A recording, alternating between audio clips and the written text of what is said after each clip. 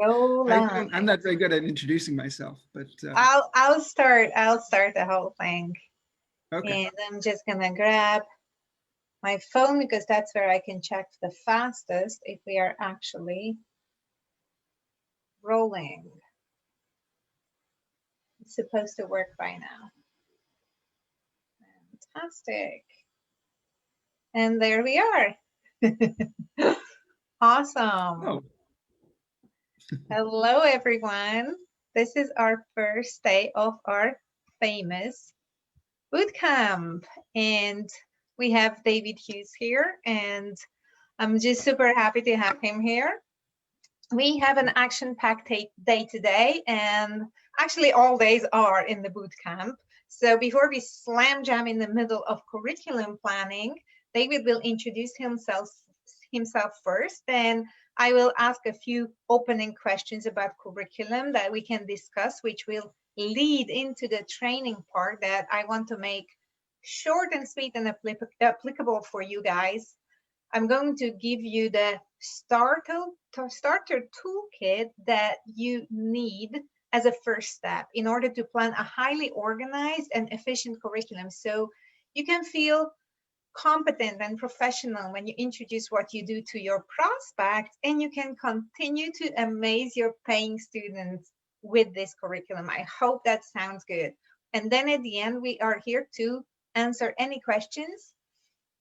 And if I were you, I would pick David's brain, as he has this awesome expertise in creating educational content, teaching, training, and educational management. So David, it is so good to have you here.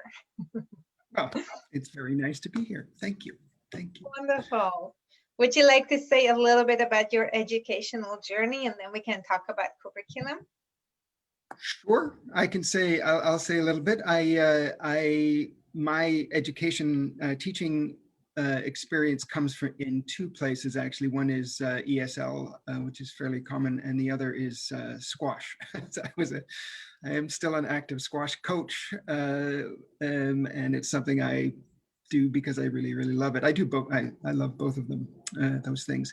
I was an ESL teacher for a long time and a teacher trainer for 5 or 6 years on the CELTA. I used to train people on the CELTA program.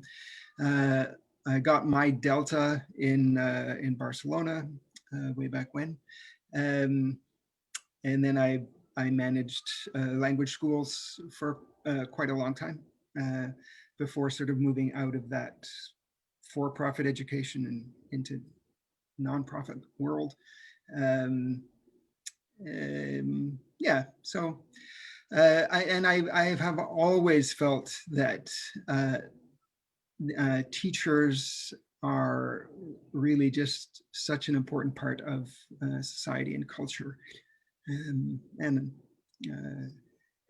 with the new changes that are coming, we can all see them coming with technology and you know, just the boom in online education and teaching right now, and content. Yeah, it's just a very exciting time to be looking again at education and what it's going to look like even a year or 5 years from now. So it's really exciting. It's a bit scary that we have no idea, right? But at the same time, it thrills me. It does thrill me that we are making history in terms of education, right? And it is not something that has to be, you know, necessarily cruel and violent and hard and difficult. This is a gentle revolution, and it brings along a lot of changes that were due. I think it's just going to get accelerated now. So I'm super excited about that. And within that framework of curriculum, within the framework of education, I would like to talk about curriculum development, because I think that will also fundamentally change in one way or another.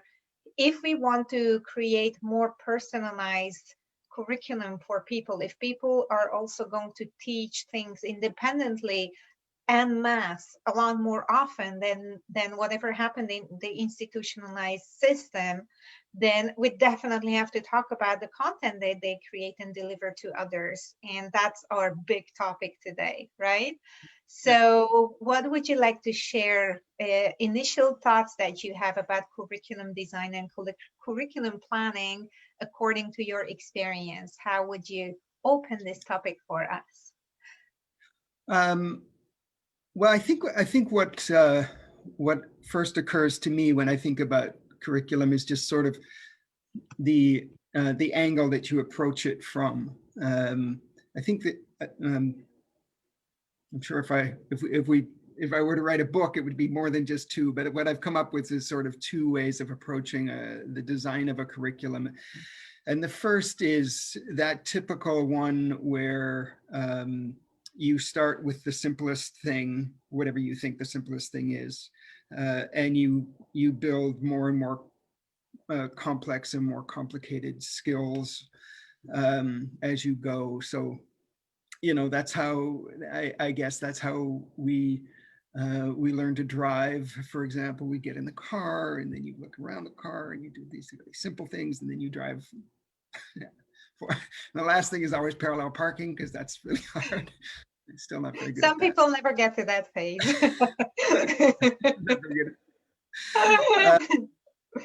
So you can build sort of on top of each other, building blocks. But the other way of thinking about a curriculum is what is most needed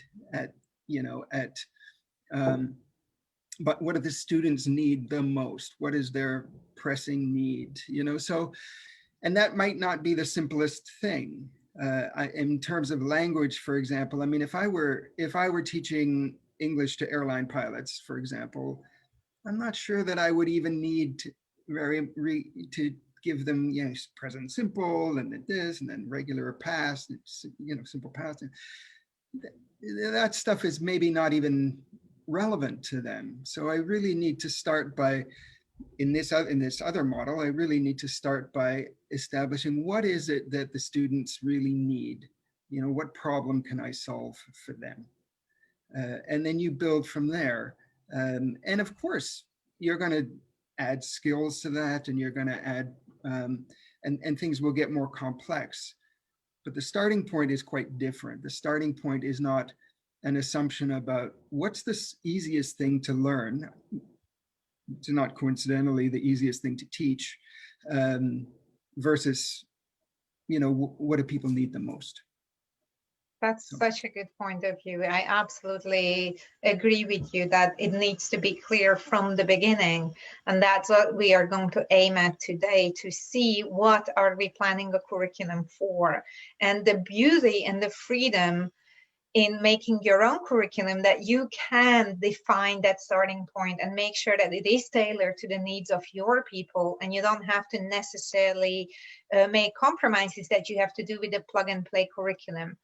Sometimes it sounds easier to have a plug and play curriculum at first glance, and in some cases it makes perfect sense to do that. If you teach English to 5-year-olds and there is somebody who creates excellent props and slides and lessons for that, it's okay to use somebody else's.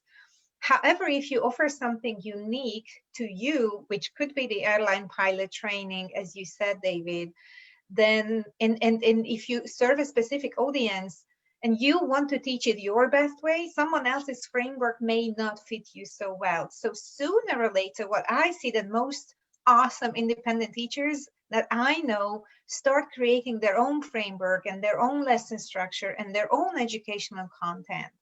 It could also be a scary thing at the beginning, though, right? Like for teachers who are just starting out, to start planning their own curriculum.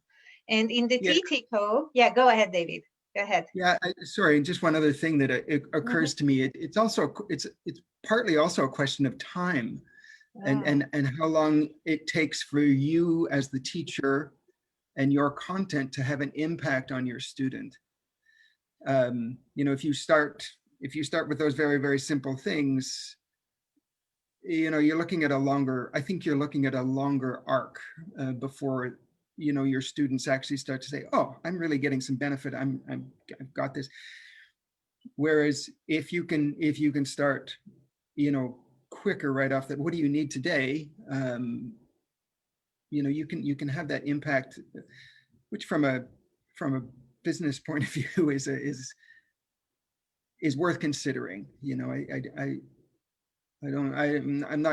I'm not saying one is necessarily better than the other. It's just that you need to think about them. You need to think about it. Absolutely. And thinking in this frame of mind is a very important step, especially if we want to do it on our own, or we want to do it in a smaller team, or as independently from the main structures as possible. Absolutely. Then all these decisions are not going to be made for us, right? So we take the reins back, and this also means that we are responsible for defining the first steps and what are the most important things. And Janet Wheeler, who is a curriculum planner, an expert actually, she says, start with the end in mind. I love that sentence, because you want to think about the end results and what you want to actually achieve, and how to get there is what we need to plan in the curriculum. That's probably the simplest way to put it. Yeah. Absolutely clear. And what I noticed, I don't know if you agree, that curriculum development has this reputation among teachers that it creates a lot of anxiety, no matter what level of training they have had. The way how a lot of us at least see curriculum design is like this. It's like super complicated. It has to be full of charts and graphs and Latin words, and it has to contain like so much of scientific materials that to even stand its ground, and it has to be hundreds of pages long and loaded with technical terms. So we need a dictionary to actually read through it and soldier through it. In fact, not having their own materials developed is one of the two main reasons why teachers or experts do not even start teaching their own craft independently. And creating your curriculum it looks like a huge undertaking, and it is intimidating in multiple ways. And I want to blow that reputation out of the water today, because we don't have to start creating something gigantic. We need to take the first steps, right? I think one of the reasons that it has that curriculum design has that reputation is that I think when we think about curriculum, we think about institutionalized education. Exactly. And you got to meet the requirements of boards of education or regents or whoever, and you have to satisfy a bureaucracy. And yeah, you can get. I have seen curriculum designers get really sidetracked by trying to convince the bureaucracy that this is a good curriculum, instead of keeping the students really, really uppermost. So yeah, absolutely. And the cool thing about doing your own, that all that is not there. The support is not there that a structure would give, but also the restrictions are not there. But we still have the restrictions kind of frame around the whole curriculum planning process, because that's the only thing that we saw. And that's a very important thing that you just said, that we have this, conditioning how curriculum should look like and how complicated it has to be. And that's not always the case. And I have an example. Liliana is one of the teachers who actually teaches English to adults with specific learning difficulties, or as we like to say, learning differences. And she tried a number of different materials to be able to apply something that someone else created. And some of those were developed by big and prestigious companies, others by individuals who were considered as curriculum experts. And because of her special field, none of those fit the needs of her students. So I finally got her on board with mapping out what she would want to do with her students without any of those, conditioning and outer circumstances considered. And if she weren't so terrified of developing her own curriculum, because first of all, the mind blocks were there as roadblocks. So we Yeah. sketched up a curriculum in less than an hour, and she then fleshed out the specific content details in another 2 hours. That means that within 3 hours, she had a perfect plan to teach her people her own best way, using her lesson framework, which she used again and again in a rinse and repeat mode. And of course, she kept refining and writing it to make it better all the time. But that is a possible thing for anybody and everybody. And this is what I want people to feel who watch this training, that it is possible to use the simplest possible framework, not necessarily for the simplest problem people have, but to start with the end in mind. And that's what I want to do here. This will be the training part of today's session. And David, you're so welcome to add anything you would like along the way.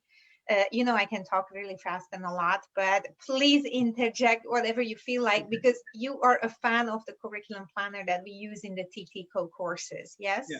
Yeah, awesome. sure. Fantastic. So I'm going to share my slides, which are very simple. And let me just find the right one. That's a PDF. Give me a sec. I obviously navigated away from the page that I wanted to be in. And my slides are right here. Okay, I think I'm ready. I was just talking about this yesterday, how desperate we can get when something goes wrong in a live training when we're new to it. And then later on, you're like, well, I didn't click the right button. Sorry.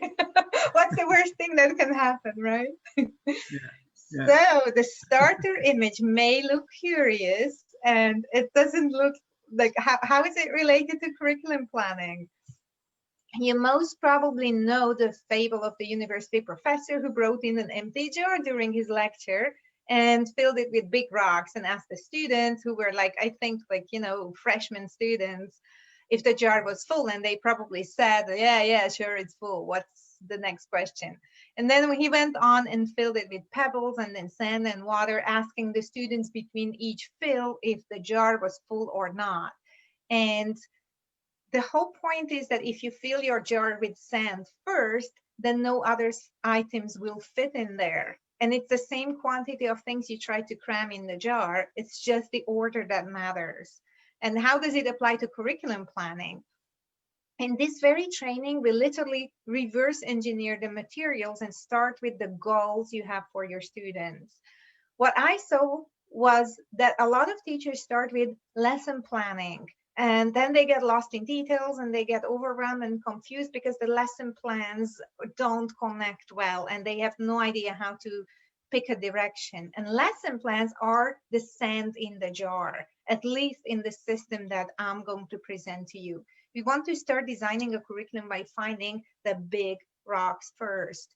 Those are the very few outcome goals that you want for your students, knowing what goals they have. Yes. And this is where your topic comes in, David, knowing what that goal is. If they need only the professional language that pilots use, which is very special and very, it's a segment of English, then that's your end goal, that they are able to use that language so they can fly the planes and don't crash, right?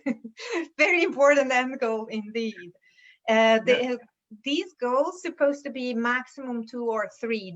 The core goals, and I'm gonna let me click on, there we go. The main outcome goal or a couple of those outcome goals. And after we begin with the end in mind, we can move on to the pebbles, which will be a handful of different competencies that your students want to gain. Again, we base it on their needs, right? I would say in this particular model, we have 4 different stages and 4 different stage goals. There, very good. So the lesson plans will come and fill in the gaps after we set the big outcome goals and then the smaller goals based on the stages of their progress. And I call this concentric curriculum, but our course participants prefer to call it what? Do you remember? The curriculum cake. Yeah, they call it the curriculum cake. It's organized in a concentric circle fashion and it is super simple. And this particular formula actually combines professional curriculum design the principles of different professional curriculum design ideas with content creation techniques that are used in the entrepreneurial world. So we get the best of both. So start thinking about what your big rocks are and what your goals are. If you want to identify maximum 3 big goals that your students most likely have when they come to learn with you, what would those be? It could be just one, like passing a specific exam. We talked about this, David, like they have to pass an exam in order to get promoted or to graduate. Yeah. And that's not an easy goal, but that's the single goal. And that's the most important thing. And that's what goes in the center. Those are the big rocks. Yeah. Is it clear so far? It's clear to me. Yeah. Awesome. I hope it's clear to others as well. Let me see if there are any questions or comments. Just likes so far. I already collected some questions for us later. So it could be passing a specific exam as simple as that one single outcome goal, or make the perfect apple pie. That's an outcome goal. And I like this example because the stages are very clear. First, what you need to do is get the recipe or understand the recipe. That's really important to understand how to read the recipe and what are the elements in there. Yeah. And then you have to go and get the ingredients. You have to combine the ingredients in the right order. And finally, the baking process comes. And those are the bigger stages, right? And of course, it comes down to have several little steps after we identify these big stages. I have another example for you. The How to Teach Online course that we teach in the teaching community has one single outcome goal. I want the participants to teach online and love it. It's that simple. That's it. I want them to have all the necessary tools and the confidence to show up and start teaching their craft online delightfully in a way that they actually like it. It does not have to be any more complicated than that. That's the core goal.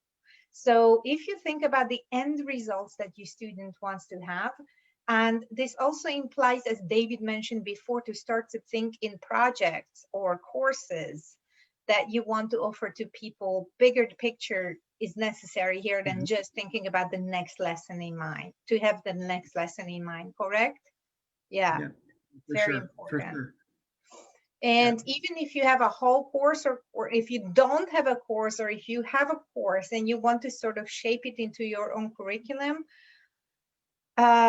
thinking with the end goal in mind will make every piece of content you create more efficient and more impactful. This is my experience, at least. And you can have multiple courses built on top of each other. After the apple pie, you can create the pear pie course as well. Absolutely, if you wish, right? I don't want anybody to see this as a limitation that inhibits them, okay? So even though you may want to offer different courses, you start with one. And you start with what you are the most comfortable with, just to learn to think in a curriculum planning fashion and identify some goals your most favorite students have, or your future students may have if you're not teaching yet. Then the next layer is the 3 to 5 small goals, matching the different stages that you identified. These are the stages between where your students are now and where they want to be.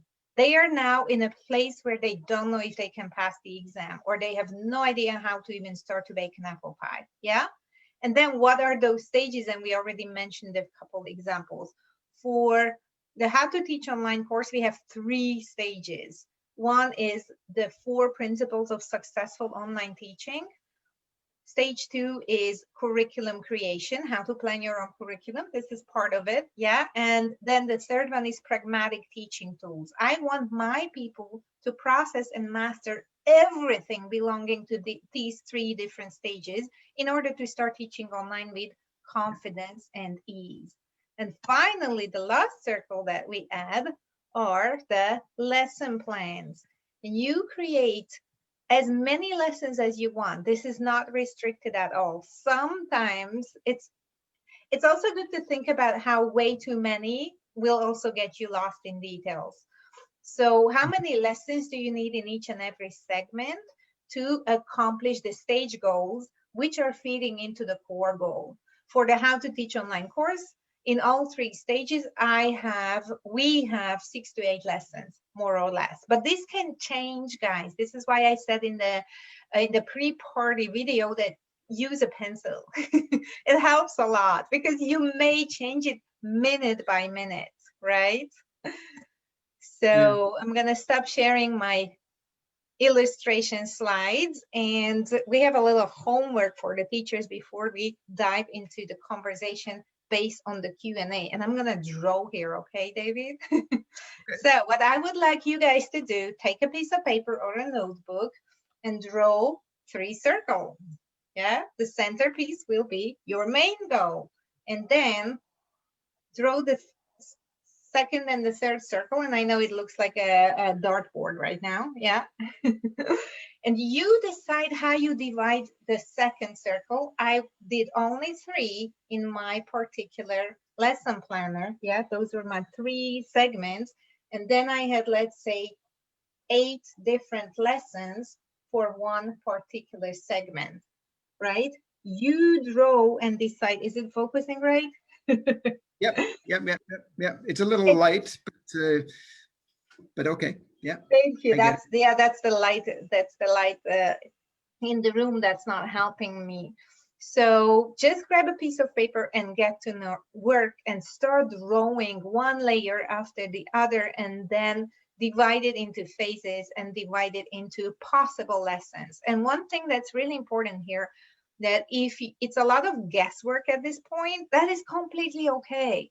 All this can change later. In fact, successful content creators and educators tweak their curriculum constantly based on changing needs and experience and feedback. And when the whole world goes upside down, like it did a few months ago here, right? And Yeah. my favorite story about that I spent my childhood summers in a tiny little village in the countryside of Hungary, and my grandfather was the only school teacher in the village. They had one school building with one teacher in it, and he taught all the different age groups at that time. And he used to sit on the porch every single Sunday, and he refined his handwritten lesson plans every Sunday. After 40 years of teaching, taking little notes next to the lesson planner that he had for all these decades. And that's a picture that's just, you don't forget these things, right? So what we are trying to do, go ahead, David, go. Yeah, I was just going to say that kind of, it's just that's just such a huge difference between what we're looking at, what we're anticipating happening, especially in online education, as opposed to that institutionalized education. Those curriculums and syllabi that you have in the public school system, for example, they're so hard to change. They're impossible to change. And so teachers end up teaching the same thing for 40 years. Some of them, like your grandfather and some teachers that I know also, they do adjust and reiterate and iterate and keep things fresh. But you're actually fighting against a pretty heavy, it's pretty heavy, all of that up top. And and what we're looking at doing here, of course, is enabling people to be much more agile and much more adaptive and much more thoughtful and creative about what they're doing on an ongoing basis. And that's awesome. So important, but you said, and I think if we try to prepare teachers or craftsmen or artists or whoever want to pass on their valuable knowledge to others to become independent teacher entrepreneurs, that it's really important to look at those underlying beliefs or the conditioning or what we think about curriculum and why, and how to change that, and how to see the freedom and the possibilities in what's coming, even though it might be scary sometimes, that it's very different from what we used to, right? So I think that's a beautiful thing that you brought in, that heaviness That's kind of like sitting on the whole curriculum, like changing the curriculum is not possible, or you get in trouble for that. I worked in an educational setting when it was not okay that you tried to change the curriculum to the students' needs, and that's insane. Yeah. Insane, absolutely insane. So obviously some teachers can function in that for decades and others can't. And Yeah. I think it's just about time to recognize how beautiful it is that you can tailor your lessons to your students' needs. And that's something to celebrate, and that's something to be excited about. Yeah. Yeah. Absolutely. Yeah. And this particular framework helps you to never lose sight of what your goals are, where you when you're working with your students, which is so essential if you want to create a fast and tangible progress for them. That's my other buzzword that I use all the time. Progress is something that people pay for. It's the most closely linked to value exchange in human system, right? People pay for progress, and you want to create that progress for them in a Mm-hmm. very unique way to you. So you stand out in the crowd, and that's going to be a topic for tomorrow with Anna, by the way. How to Yeah. be that unique person who stands out in the crowd. And it's important to keep this in mind if you want to keep your students and you want to retain them and you want them to be with you for a long time and come back for more, right? If you plan your curriculum in a very organized way, and you may use the cake chart, may not, but it needs to be highly organized so you can create a predictable and measurable progress that is easy to follow and it's easy to deliver. And what teachers don't realize that they make their own job easier and simpler as well when they are ready to do this finally. Mm-hmm. So this, by the way, what we did here today, we dipped our toes into what we offer in the How to Teach Online course. And this was just a small fraction of what we cover in there. And if you join us in our live course, you will walk away with a core curriculum with all the details in place and a multi-use lesson planner that can help you deliver high quality lessons in any given subject. And as of now, I just want to talk about curriculum planning and not get ahead of ourselves. I'm just very excited about the course we created, obviously. And I'm sure this is plenty of information already. And what is even more important for us, that you actually start implementing it. It's a lot more important to me than what I pass on to you, that you can immediately start using it. And that's why I keep it digestible and actionable and intentional in this training, and as simple as you can get. You don't need any tech for it. You need a piece of paper and a pencil. It doesn't get simpler than that. David, what I want to do next is I would love to hear your thoughts on the importance of a quality curriculum in your line of work. So what's your experience with the different quality curriculums? Uh, well, you can't get away from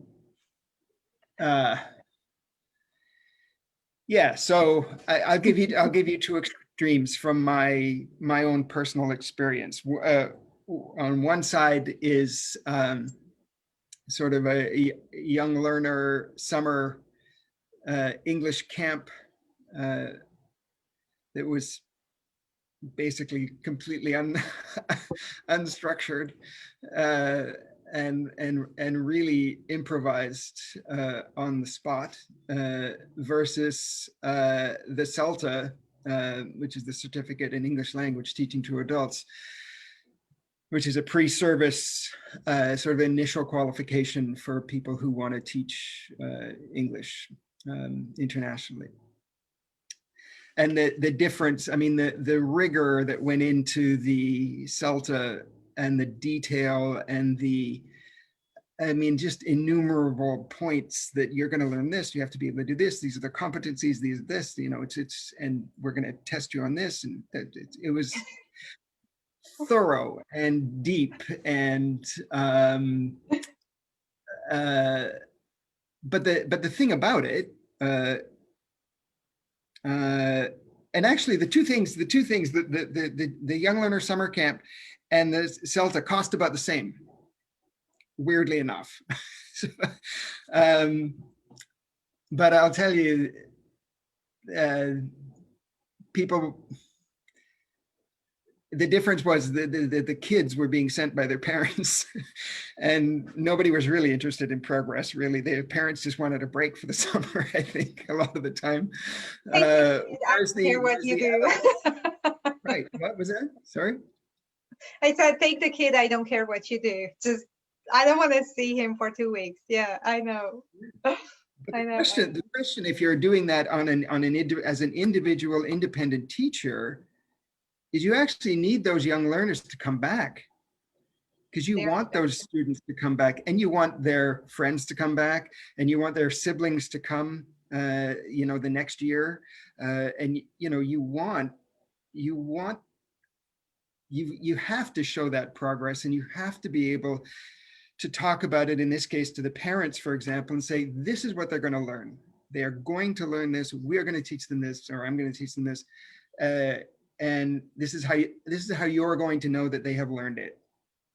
And you really need that, because otherwise you can't, as you said, you can't speak, you can't be articulate and confident about what you're proposing and what people are buying, without that kind of detail. It just, I think the CELTA is a little overboard, but that's University of Cambridge and all that stuff. So you would expect, right? But yeah, that's funny. Why would you expect that? It's an undigestible amount of stuff that they actually put in there. I think that also backfires. It's like some mid grounds would be wonderful, right? I don't know if you agree with that.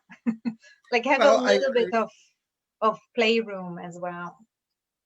Yeah, no, I agree. I think you can't, as I said earlier, you need some agility. You need to be able to adjust to the group of students or the student that you're teaching, to their individuality and their personality, how they learn, their learning styles. All of those kinds of things you need to be able to respond to those things. Agreed. Yeah. Absolutely true. Absolutely true. And I'm not against, very precise training when necessary. Like I'm glad that pilots and doctors get that. It's important. Yeah, that's a part of the training that needs to be there for them. But the applications and the implications and what we call in language learning, obviously I'm also a language teacher trainer, right? The tolerance of ambiguity, to be able to venture into unknown territories, which means using a sentence structure they haven't used before, or try to put the building blocks of the language together in a way they haven't done before.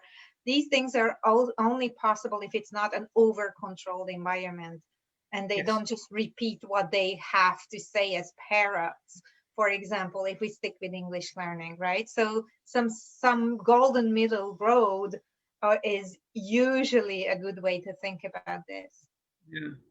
Yeah, and I think I was just thinking of, as you were saying that, about the courses that we just are just wrapping up. The teaching community courses that are just wrapping up this week, and how safe that environment is for people to take risks and to try something new and then come back and say, well, you know what, that did not work. Or, that was awesome and it really did work and I'm going to do it again and this is how I did it. And so that kind of building that kind of supportive and safe environment for people, students, to explore new ideas, because you have to do that somewhere, right? Exactly. And you don't really want to do it with the people who are paying you, although sometimes you have to. Yeah, that's right.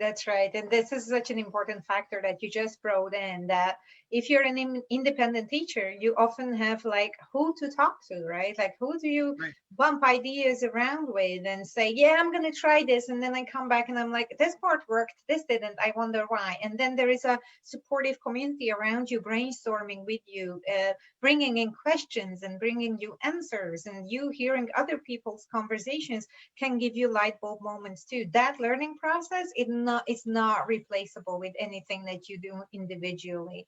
And that's exactly what we want to provide to our people. And we have a mind-blowing, amazing group now. You're absolutely right, David. They are doing such a good job at supporting each other, not just receiving and loving the support that they get from us. Yeah. Absolutely true. So, well, I want to dive into, in the last couple minutes, I want to dive into the questions that we got. And one of the questions that was posted under the poster came from Charlie from the group. And I'm just going to read it to you and we can discuss it. Where to start when each student is individual and has lesson tailored to their likes and interests and learning style, etc. Where to start when everybody has individual needs? A very good question, right? Yeah, yeah. Are I, I'm not clear from that whether or not. So this is a small group of students. I'm assuming this is like a class, right? Yes, it could be, Yeah. or it could be also what I'm also guessing, because this is all the information we have from Charlie, is that he possibly teaches one-on-one and creating like a curriculum that's standardized, even just for his own teaching practice, may seem difficult because everybody has individual needs. We also had this experience in our teacher group in this Right. particular segment. Yes, Yeah. Yeah. yes, Yeah. I think there's a real um,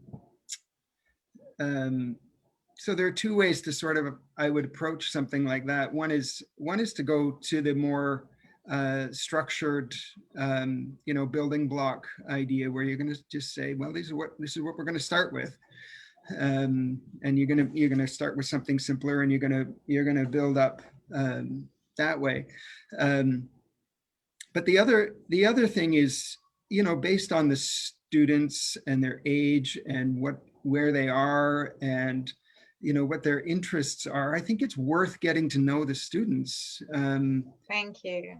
in the first couple of lessons, and not just diving in with a prepared curriculum before you know who you're actually teaching. I think it's really important to uh, to know that, so that you can maybe create, you could do it, for example, the other way that I was talking about, which is a bit more student centered. You could do it based on situations, you could do it based on themes, you could do it based on um, what you think they need right now. If they're all high school students and they're taking an exam at the end of June, then they have to, these are, but you need to find that stuff out first. And yeah, you will see.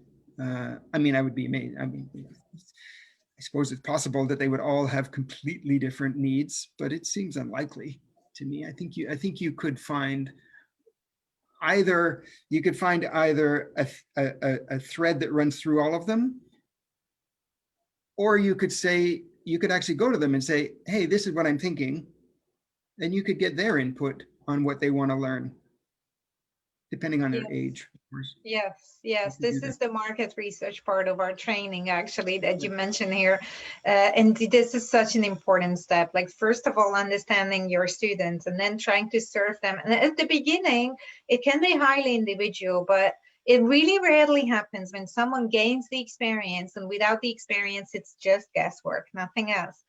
When someone gains the experience that there are no tendencies that are becoming clear, there are no parts that I keep repeating every single lesson because to the different students, because they need that particular element or that particular piece of information to be able to take the next step. And that's when the curriculum organically can be formed based on experience of like, what are the topics that I cover all the time? Otherwise, there is no moving forward. And that will Mhm. be one building block, and that can be one main phase. And the whole curriculum cake is based on their needs and their goals and what are the outcomes they desire and how can we get them there. And as you said, David, some things are possibly highly individual, but you can create very personal lessons in a Yes. small group setting or in an individual setting, following tendencies that you experience and discover while working with people beforehand. And it gets more and more refined with experience. That Mhm. would be my answer. Segueing, from yours.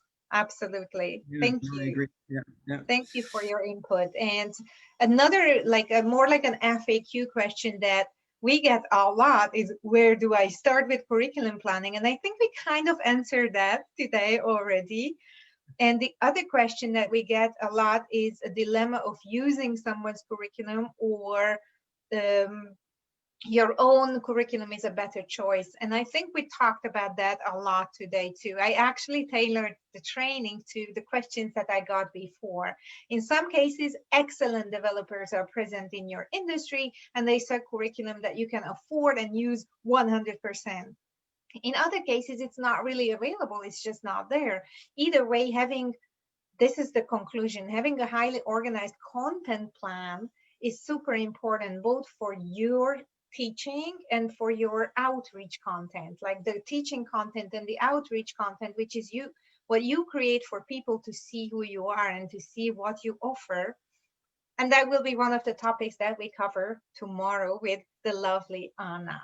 Okay, Mhm. so I think those were the questions. Let me check on my phone, because my phone is faster than my computer, to see if there are any new questions coming in under our video. Not yet. I hope it's not just the delay. And I think we did an excellent job with an excellent time frame, which we planned. 45 minutes was the plan. So that's perfect, perfect. And I want everybody to stay tuned. If you draw your curriculum cake, that quality that I just showed you, please take a photo and add it to our comments. Like, add it in a comment under this video. And there will be a special prize coming up for those who share their cake with us in the next 24 hours. They will get access to a full lesson in the course. That's the prize. If you do your homework, you get your prize. This is, one motivational tool that is arguable, but the reward system usually works, right? And tomorrow we will dive into student getting tips and what helps the process of finding students. David, thank you so much for being here. Is there anything else you would like to add before we say goodbye? I no, no, that was great. That was great. I just really enjoyed that. Thanks for doing this. Thank Fantastic. you. And Thank good you. And luck to people, everybody who's out there. go ahead. Sorry. Oh, just good luck to everybody who's out there. I mean, it's a very exciting time to be looking at this teaching, this online teaching, and we're trying to sort of establish a bit of a pedagogy for online teaching, and it doesn't exist right now. So we're part of the number of people who are trying to develop stuff like this, and it's really exciting. So This it is indeed, and yeah, you are also in the group. So if anybody has additional questions after this yeah, training, yeah, they can post it under the training, and David and I will both be here to answer those questions. And thank you so much for being here again. And yeah, I see you, everybody else. I see you tomorrow. Okay, so yeah. bye.